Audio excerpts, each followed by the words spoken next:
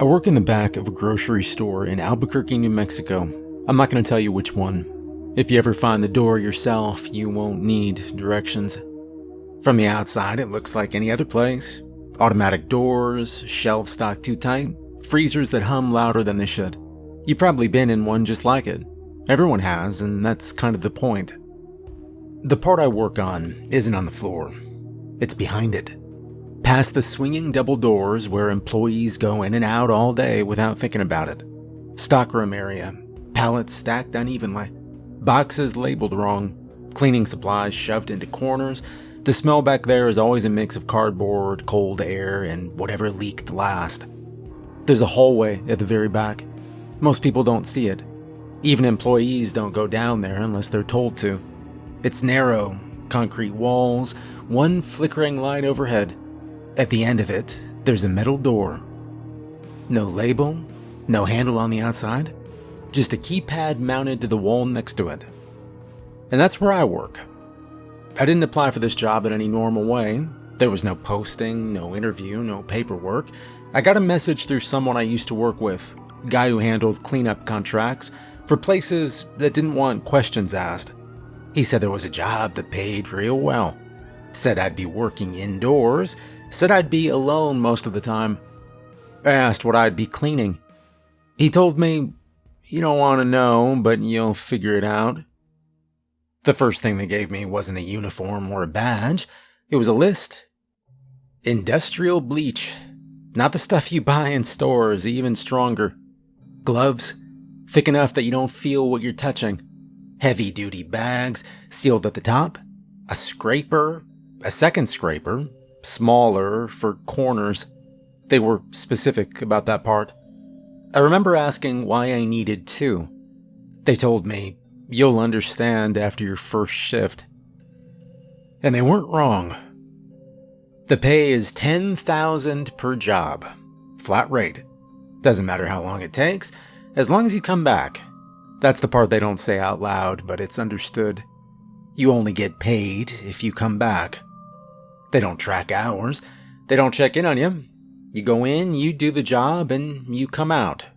If you don't come out, they replace you. That's the system. The door leads to what they call the Backrooms. I don't know who named it. I don't know where it came from. All I know is that it exists, and it shouldn't. People fall into it sometimes. Not often, but enough there's a system in place to deal with it. Wrong step, wrong place, wrong moment.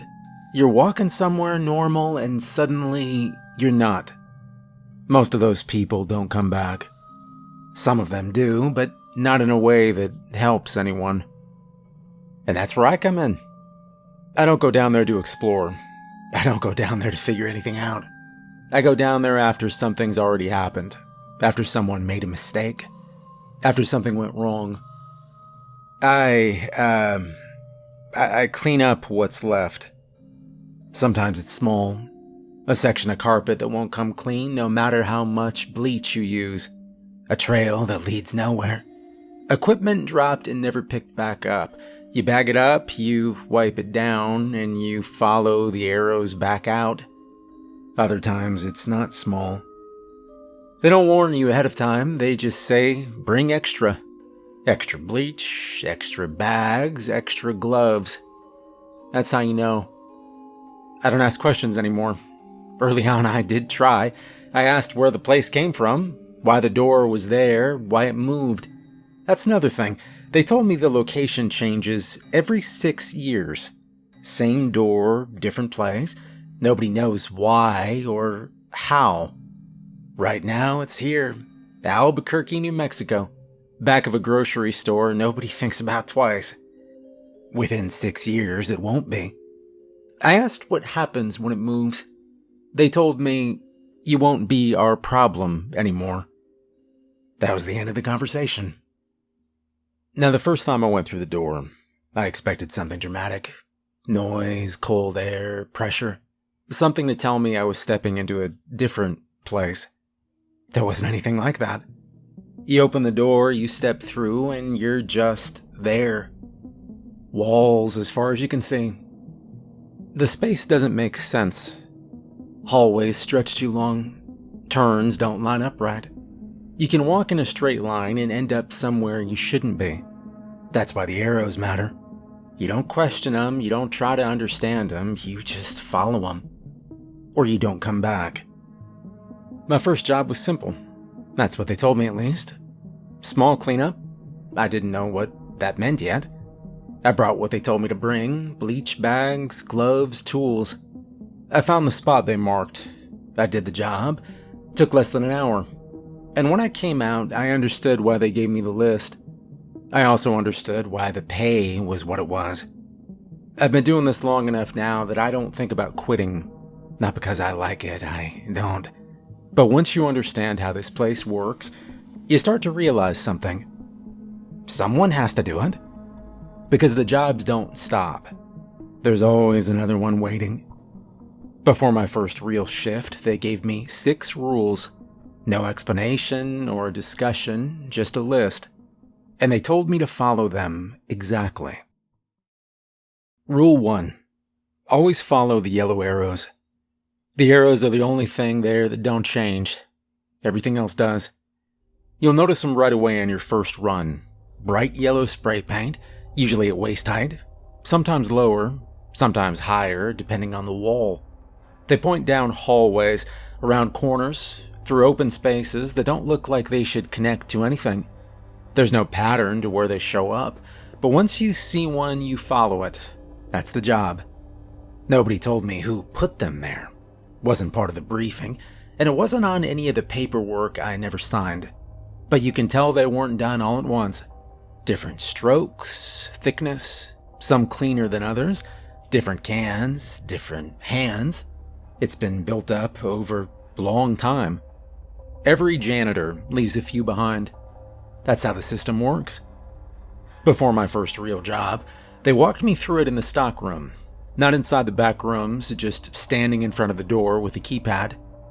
"Follow the arrows," the guy said. "Only the yellow ones." "What about faded ones?" I asked. "Don't follow them." "What about if they look close?" "They're not," he said. That was the whole conversation. The first time you're in there long enough, you start to understand why they're so specific about the color. The lighting down there, it's not stable. It buzzes, flickers, shifts just enough that colors don't always look the same from one hallway to the next. Yellow can look like orange if the light drops. It can look pale if you're too far away. It can look like something else entirely if you're tired. That's how people make mistakes. The job I remember the most was my 3rd week. Not the worst one I've had, but the first one where I had to make a decision that actually mattered. They sent me in with a standard load. Bleach, 2 sets of gloves, 4 bags, scraper. Medium job, they said. That usually means there's more than one spot to deal with, but nothing spread out too far. I went in, picked up the first arrow, and started moving. The path was clean. Straight lines, clear turns, nothing complicated. That's usually a good sign. Means someone came through recently and updated the route. You can tell when a path's been used a lot. The carpet gets worn down along the edges. The walls have marks where people brushed past too many times. About 15 minutes in, I came to a split. 2 hallways, both narrow, both the same color, same lighting, same smell. That's normal. What wasn't normal was that there were arrows pointing down both. One was the usual bright yellow, fresh enough that you could still see where the paint had dripped slightly at the bottom. The other one was close. Same shape, same direction, same size. Just a little bit off. If you didn't know what you were looking for, you wouldn't catch it. But once you've been down there a few times, you start noticing the difference. The real ones, they're consistent. The color doesn't shift no matter where you stand. The edges are rough in the same way. There's a kind of confidence to them. The other one didn't have that. It looked right, but it didn't feel right. I stood there for a long time. Not because I didn't know what to do, but because I could see how easy it would be to get it wrong. Same direction, placement, Close enough that if you were a little tired or a little rushed, or thinking about anything other than that arrow right in front of you, you'd take it without a second thought. I took a step toward it anyway. Just one. And the hallway didn't change right away. You don't cross some clear line where everything suddenly shifts. It's gradual. You walk a few steps, maybe 10 or 20, and things start to feel off in a way you can't point to directly. I turned around and walked back. You don't run unless you have to, and this wasn't one of those times. I stepped back into the intersection, stood there for a second, looking at both arrows again, and the difference was more obvious now. The real one was solid, bright, didn't shift no matter how much the lights flickered overhead. The other one looked duller, like it was absorbing the light instead of reflecting it. Same shape and direction, but wrong. I went the right way. The job site wasn't far after that. Maybe another 5 minutes down the correct path. It was what I expected for a medium job. Not small, not spread out, enough that I used most of what I brought with me. While I was working, I found something near the wall. A bucket. Same kind we have. Same brand, lid cracked open slightly. I walked over and nudged it with my boot before touching it. That's standard. You don't grab anything down there without checking it first, believe me. It didn't move. I crouched down and opened it the rest of the way. There was dried residue inside, darkened, hardened, uneven along the sides, like it'd been sitting there a long time. No tools or gloves or bags, just the bucket. Someone had made it that far. They just didn't make it back. I closed it and left it where it was. You don't carry extra weight out unless you're told to. That's another part of the job. You don't fix everything. You do what you're assigned and you leave the rest. On the way back, I passed the intersection again. Both arrows were still there. I didn't look at the wrong one this time, not even for a second. I stayed on the correct path and followed it all the way back to the door. When I got out, I told them about it. 2 arrows, I said. Same split. They didn't react much.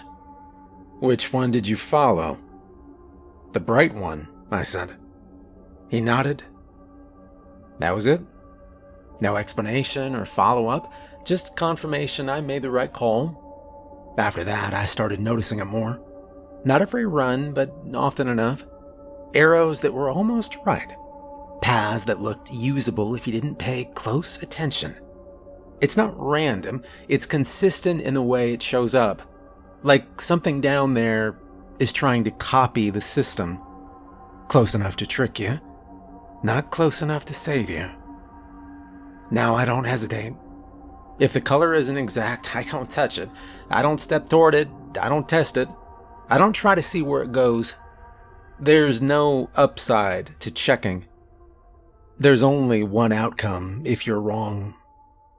You will never come back. Rule 2. Never stay longer than 120 minutes. They give you a timer before every shift. Not optional or a suggestion. You check it before you go in. You start at the second you cross the door and you don't argue with it once it's running. 2 hours. 120 minutes. That's the limit. Nobody explains why. The first few runs, you won't feel anything different. You go in, follow the arrows, do the job, come back out. 40 minutes, maybe an hour. Plenty of time left on the clock. Feels manageable. And that's how I get you comfortable. The deeper jobs are where it changes. The ones where they tell you ahead of time to bring extra supplies. Extra bleach and bags, thicker gloves. That usually means you're going further in, following longer routes, spending more time in areas that haven't been touched in a long time. That's when the timer starts to matter. The run where I learned the limit wasn't anything special on paper. Standard assignment, deeper than usual but not flagged as high risk. I brought what they told me to bring and went in like any other shift. The route was longer than most.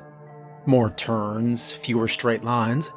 The arrows were still clear, but they weren't as fresh. Some of them had been painted over older marks. You could see layers underneath if you looked close enough. That usually means the path's been adjusted more than once. I kept moving. By the time I reached the site, I was already over an hour in. I checked the timer before I started. 58 minutes left. Enough time if I didn't waste it. The job itself was spread out. Not one spot, but a series of smaller areas along the same section of hallway. That's worse than a single location. You have to move between them, keep track of what you've already handled, make sure you're not doubling back without realizing it. Well, I worked through it steady. No rushing or shortcuts. You don't get sloppy down there, no matter how much time you think you have. That's how you turn a medium job into something else. When I finished, I checked the timer again. 12 minutes left. And that's where most people make the mistake. They see time on the clock and they think it means they have room to move, room to adjust, maybe take a quicker path back, maybe check something they passed on the way in. I didn't do any of that. I turned and I followed the arrows back exactly the way I came. The first few minutes were normal. Same halls, same turns, same hum from the lights overhead. And then something started to feel off. Not obvious, nothing I could point to right away. Just wrong. I reached a corner I clearly remembered, a left turn marked by a double arrow, one above the other. I took it, walked about 20 steps, and stopped. The hallway in front of me looked familiar. Too familiar. I turned around and looked back. Same corner, same double arrow, same angle on the wall. It shouldn't have been there behind me, not like that. I checked the timer. 7 minutes left. I didn't panic. Not yet. Panic makes you move faster than you should, and speed doesn't help if you're going the wrong way. I stepped back to the corner and I looked at the arrows again. They were right. Same color and placement, no difference I could see. I picked one and followed it. Another hallway, another turn, another stretch that felt like I'd already walked it. The place wasn't changing in front of me. It was changing around me. Subtle shifts, corners repeating, distances stretching just enough that things didn't line up the way they should. I checked the timer again. 4 minutes. And that's when I heard something. It wasn't right behind me. It was off to the side, somewhere parallel to where I was walking. A steady sound, like something moving at the same pace I was. I didn't look for it. That's another part of the job. You don't go looking for what you hear unless you absolutely have to. And most of the time you don't. I kept moving. The arrows were still there. Still bright. Still consistent. That's the only thing that didn't change. I locked onto them and stopped paying attention to everything else around me. The hallway opened up ahead into a wider section. I recognized it immediately. Not because of the shape, but because of the floor. I'd been there earlier. I knew it because I'd cleaned it. There was a section of carpet I'd worked on at the start of the job. It had taken longer than it should have. I remember thinking it didn't come clean the way it was supposed to, not completely. Now I was looking at it again. I checked the timer. 2 minutes. The sound off to the side was still there, closer now. I followed the arrows. One more turn, straight line. Another arrow ahead, brighter than the rest. That's something you learn to recognize. The ones closest to the exit are usually the clearest, repainted more often, maintained better. I moved toward it, and the hallway stretched longer than it should have. But the arrow stayed in place, didn't shift or move, and that's how you know you're on the right path. The sound behind me was getting closer. I reached the last turn and I saw the door. Same as always, metal, no handle on this side, just the outline against the wall where it doesn't quite fit right. I checked the timer one last time. 30 seconds. I crossed through and I shut the door behind me, and the sound stopped immediately. I stood there in the stockroom for a moment without moving. When I finally looked back at the door, it was exactly the way it always is. Closed, sealed, nothing coming through. Too close, kid. Way too close. That's why we give you the timer, a man said. That was it. Well, after that, I always gave myself 15 minutes breathing room for every job. If you screw up and you stay even 1 second too long, you do not get extra time, ever. After 2 hours, the place stops letting you leave. Rule 3. If you enter a room full of mascots, go to a corner and stay completely still. They don't warn you about which rooms you're going to get. There's no map, no list of locations to avoid, no briefing that tells you what kind of space you're walking into. You follow the arrows, you reach the job site, and whatever's there is what you deal with. Some rooms look like everything else. Same walls and carpet and lighting. Others don't. The mascot room is one of the ones that doesn't. The first time I saw it, I wasn't alone. They don't usually send 2 people down unless they expect a larger job, something spread out or heavier than normal. And that's how I met Brian Keller. He'd been working longer than I had. Not by much, but enough that he moved like he knew what he was doing. We didn't talk much. Nobody really does down there. You keep it simple, stick to the path, get to the site, do the job, and leave. Before we went in, they told us to bring extra. Bleach, bags, second set of tools. That usually means the job isn't contained to one spot. It is something much bigger, more to deal with. We went through the door and followed the arrows like usual. The path started normal. Straight halls, clean markings, nothing off. After about 20 minutes, the space started to open up. Wider walls, higher ceiling. That happens sometimes. Not often, but enough that you don't question it right away. Then we hit the entrance. It wasn't a door, just an opening in the wall, wider than the hallway, leading into a room that didn't match anything else down there. The carpet inside looked cleaner. Not new, but not worn down. The lighting was brighter, too. Not flickering or buzzing as much, just steady. There were shapes inside. First it looked like displays. Big figures standing in place, spaced out across the room. Bright colors, familiar outlines. Brian stepped in first. I followed him 2 steps in before I saw them clearly. Mascots. Not costumes or props. Full figures, 8, maybe 10 feet tall. Oversized versions of things you recognize immediately, even if you haven't seen them in years. Mickey, Donald, Goofy. Others behind him, harder to make out at first. They were standing in different positions around the room. Some facing forward, some turned slightly to the side, all of them still. The proportions were wrong. Limbs too long, head slightly too large, even for what they were supposed to be. The faces were stretched. Once you saw it, you couldn't unsee it. But the eyes were the worst part. They weren't black or empty. They were glowing. A low, steady red, like something behind them was pushing light through them from the inside. Brian stopped moving. And that's when I remembered the rule. If you enter a room full of mascots, go to a corner and stay completely still. I didn't hesitate. I backed up slowly until the shoulder hit the wall, and then I moved sideways until I reached the nearest corner. I set my bag down without taking my eyes off the room, and I stood there, perfectly still. Brian didn't move right away. He was still looking at him, trying to figure it out.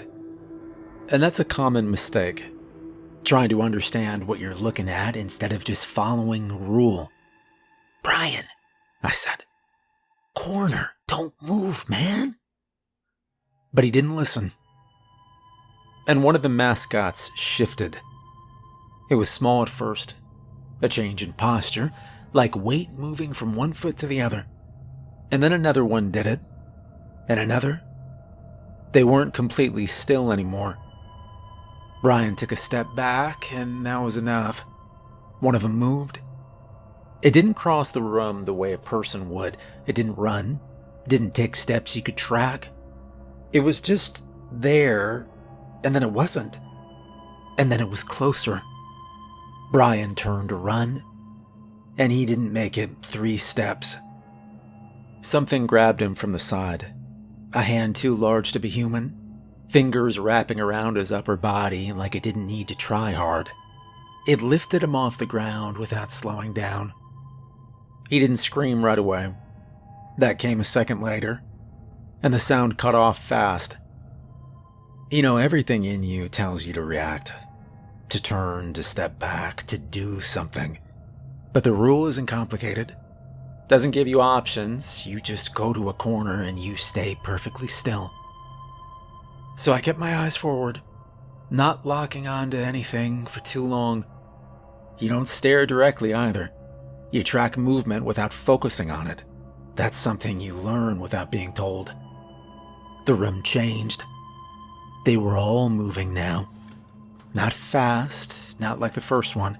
Slow, steady, repositioning, crossing the space in wide arcs, passing through areas where Brian had been standing seconds before. One of them dragged something across the carpet for a short distance, then let go. The mascots moved around the room, circling, adjusting, stopping, starting again. A few passed close to where I was standing, close enough that I could see details I hadn't noticed at the entrance. The stitching along the edges of their faces, the way their mouths were shaped behind the outer layer, teeth where there shouldn't be any.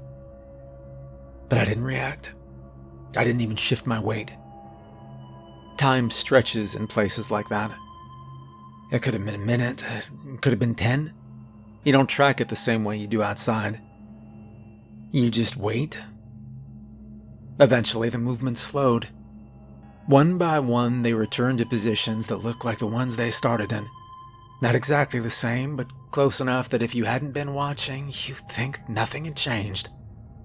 The room went still again. I waited longer. You always wait longer than you think you need to. When I finally moved, I did it the same way I got there. Slow and controlled, no sudden motion. I picked up my bag and I backed toward the entrance very slowly. The arrows were still visible from where I stood, and that's the only thing I needed. I stepped out, found the path, and kept moving. I didn't go back for Brian. There wasn't much to go back to. 2 days later, they sent me back in. Same round and room. Finish it, they said. I brought extra. When I reached the room again, it was empty this time, except for what was left of Brian. I did what I was there to do, and I left the same way I came in. And I haven't seen that room again since.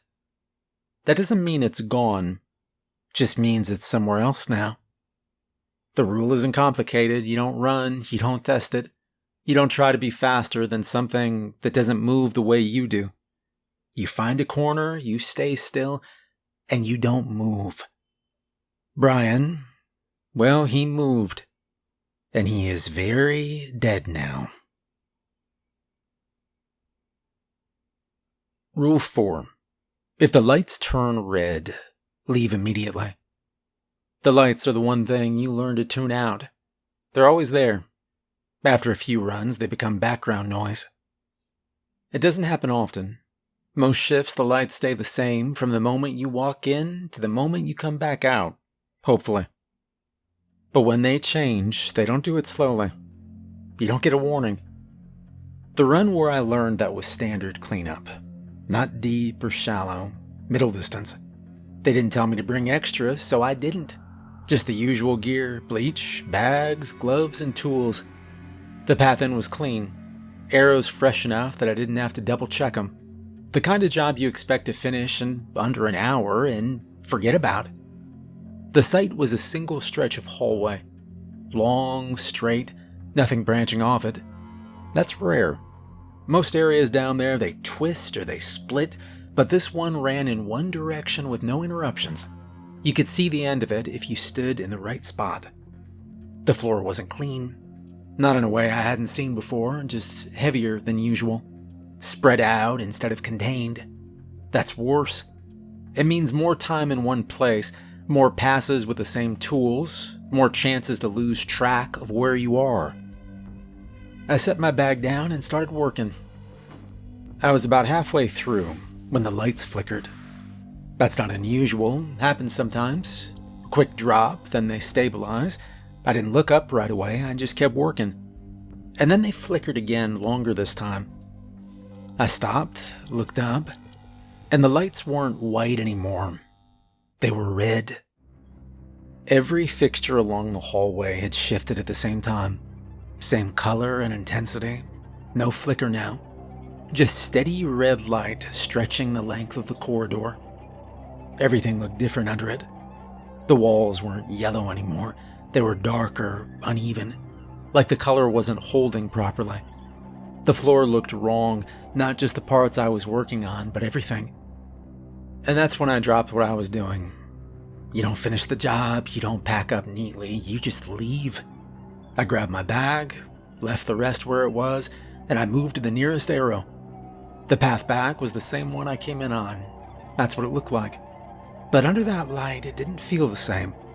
The hallway seemed longer, the arrows further apart, the corners sharper than they should have been.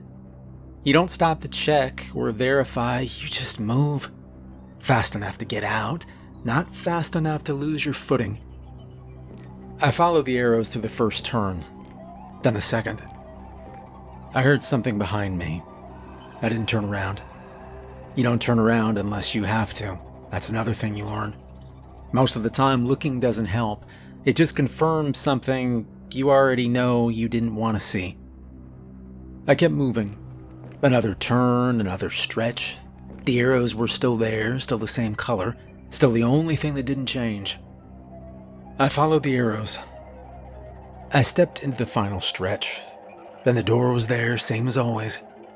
I crossed through it and shut it behind me. And nothing followed. Everything stopped the second the door sealed. I stood there for a second, breathing, listening to the normal noises on the other side. When I checked my bag, I realized I'd left half the job unfinished. I didn't get paid. The next day, they sent someone else in to finish it. And they didn't come back. Rule 5. If you walk into a grocery store room, hide in the cereal aisle and stay low until it passes. You don't expect it when it happens. Most of the back rooms look the same, and then sometimes they don't. The first time I saw the grocery store room, I thought I'd come out somewhere I wasn't supposed to be. Shelves. Real shelves. Fully stocked. Boxes, cans, packaging that looked normal at a glance. Bright colors, brand names you'd recognize. It looked cleaner than anything else down there. Organized. Aisles running straight, parallel, spaced out like an actual store. There were arrows leading in. That's the only reason I stepped inside. The rule wasn't explained, it never is. Just a line on the list. If you walk into a grocery store room, hide in the cereal aisle and stay low until it passes. I didn't question it. I moved straight for the nearest aisle marked with cereal boxes. The shelves were fully stocked. Cheerios. Stacks of them. Row after row, all facing forward like they'd been just set up. Not dusty, not damaged, just perfectly there. I dropped down low and I moved a few boxes out of the way, just enough to create space behind them. And then I crouched, keeping my head below the shelf line, and I held still. I didn't peek too high, didn't stand. I just stayed low and waited. At first there was nothing. And then I heard footsteps. Fast. Not controlled like a person walking. They were uneven, heavy, moving fast through the aisles without slowing down. The sound of something brushing against shelves as it passed. I didn't move. The steps got closer. Closer than I expected. And then I saw it. Through the gap between the boxes. Legs. Baggy white pants, kind of like a clown, hanging loose around the legs, moving too fast for the fabric to settle properly. There was something on them, dark, uneven, that stood out against the white. And then it stopped, right in front of me. I could see it clearly from the knees down. It didn't move, it just stood there. I stayed low. It was listening. It was waiting for something. I kept my eyes fixed on the same spot, not tracking it or trying to see more than what was already there. But it stayed longer than anything else I've dealt with. I didn't move. After a while, the steps started again. Fast. Same direction it came from. Same speed. Gone just as quickly. I stayed where I was. Counted in my head. Gave it more time than I thought I needed. Then more.